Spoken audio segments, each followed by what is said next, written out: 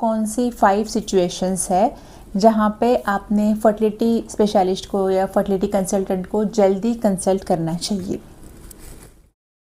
नमस्ते, मेरा नाम डॉक्टर मंजुश्री कोठेकर है। मैं एक फर्टिलिटी और आईवीएफ स्पेशलिस्ट हूँ और मैं मुंबई और नवी मुंबई में प्रैक्टिस करती हूँ।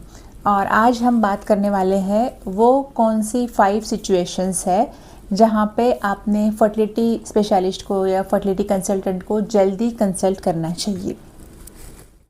सो नॉर्मली WHO यानी कि वर्ल्ड हेल्थ ऑर्गेनाइजेशन ने इनफर्टिलिटी का डेफिनेशन दिया है कि एक कपल अगर 12 महीने से साथ में रह रहा है, 12 महीने से ट्राई कर रहा है प्रेगनेंसी होने के लिए, अनप्रोटेक्टेड इंटरकोर्स हो रहा है उनका, और फिर भी अगर वो प्रेग्नेंट होने में सक्सेसफुल नहीं है तो वहाँ पे लेबल किया जाता है कि इनफर्टिलिटी का इशू है और उन्होंने कंसल्ट करना चाहिए फर्टिलिटी स्पेशलिस्ट से।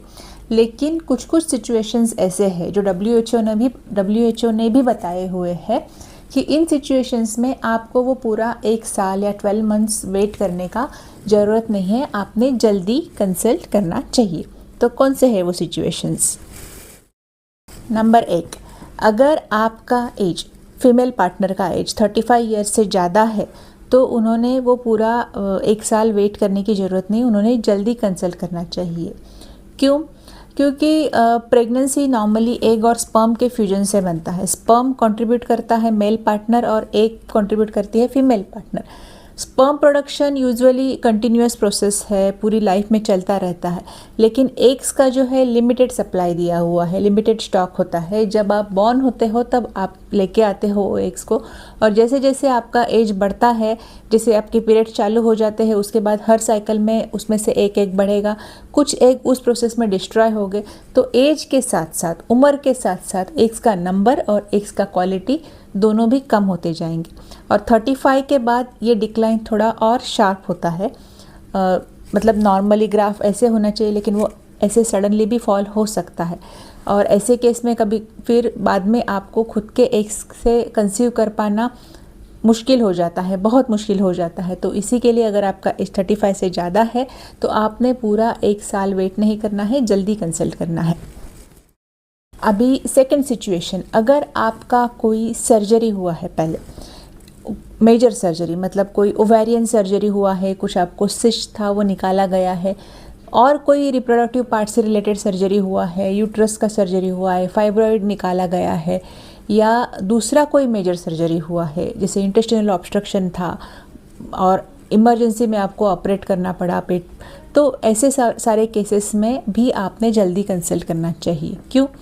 क्योंकि ऑब्वियसली ओवेरियन सर्जरी होगा तो वहाँ पे एग रिजर्व पे उसका इफ़ेक्ट हो सकता है, एग रिजर्व आपका कम निकल सकता है नॉर्मल से, या फिर आपको कुछ रिकरेंस तो नहीं है उस चीज़ का, फिर से वो सिस्ट नहीं है ना, वो भी देखना ज़रूरी होता है। यूट्रस का सर्जरी हुआ है तो अभी यूट्रस का सिचुएशन क्या है वो देखना ज़रूरी होता है। कोई मेजर एब्डोमिनल सर्जरी होता है इमरजेंसी में, तो यूजुअली जैसे इंटेस्टिनल ऑब्स्ट्रक्शन है, आपको बहुत सारा पेन हो रहा था, आप डॉक्टर के पास गए पेन की वजह से और तभी आपको ऑपरेट करना पड़ा था। ऐसे सिचुएशंस में कभी कभी पेरिटोनाइटिस भी हो सकता है, उसमें आपके फेलोपियन ट्यूब्स भी अफेक्ट हो सकते हैं, हो सकता है नीचे सब कुछ चिपक गया है, ट्यूब्स ब्लॉक हो चुके हैं। तो ऐसी सिचुएशन में भी द अर्लियर यू नो, उससे आप अच्छी तरह से इलाज कर पाओगे।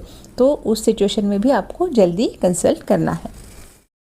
अभी थर्ड थिंग, आपको कोई चाइल्डहुड कैंसर का हिस्ट्री है या चाइल्डहुड में कोई भी मेजर बीमारी का हिस्ट्री है, नॉट चाइल्डहुड, एडोलेसेंस में भी मेजर बीमारी यानी कि ट्यूबरकुलोसिस भी हो सकता है, जिसके लिए आपका लॉन्ग टर्म ट्रीटमेंट चला है, तो भी आपने जल्दी कंसल्ट करना चाहिए।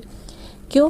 क्योंकि ये जो कैंसर ट्रीटमेंट होते हैं, कीमोथेरेपेटिक ड्रग्स होते हैं, उनका कभी कभी ओवरीज पे असर हो सकता है, मेल के केस में भी टेस्टिस पे, स्पर्म प्रोडक्शन पे असर हो सकता है, या ट्यूबरकुलोसिस अगर हो तो ट्यूबरकुलोसिस एक ऐसा बीमारी है जो बॉडी में बहुत सारे ऑर्गन्स को अफेक्ट कर सकता है, तो वैसे केस में भी आपने जल्दी कंसल्ट करना चाहिए।